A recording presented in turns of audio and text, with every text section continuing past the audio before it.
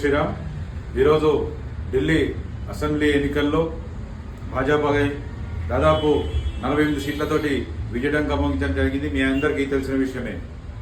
అయితే ఈ సందర్భంగా భారతీయ జనతా పార్టీ కార్యకర్తలకి నాయకులకి ప్రత్యేక హృదయపూర్వక శుభాకాంక్షలు తెలియజేస్తూ, అలానే భాజపాని అత్యధిక మెజార్టీతో గెలిపించిన ఢిల్లీ ప్రజలకి, ఓటర్ మహాశయులందరికీ కూడా ప్రత్యేక ధన్యవాదాలు.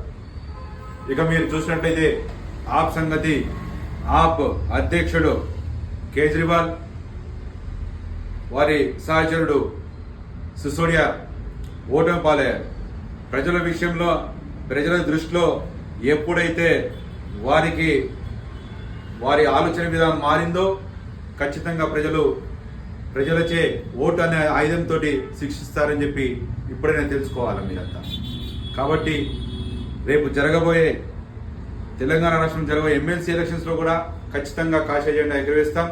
అలానే రాబోయే రోజుల్లో భారతదేశం అంతటా కూడా కాషాయమయంతో కాషాయ జెండా ఎగరేస్తామని చెప్పి ఒక సంకల్పంతో, ప్రజలు ఆశీర్వదిస్తారని చెప్పి ఒక నమ్మకంతో మరొకసారి ఢిల్లీ ఓటర్ మహాశయులందరూ కూడా నా యొక్క ప్రత్యేక ధన్యవాదాలు తెలుస్తూ ముగిస్తున్నాను. భారత్ మాతకి జై. జై హింద్. జై తెలంగాణ.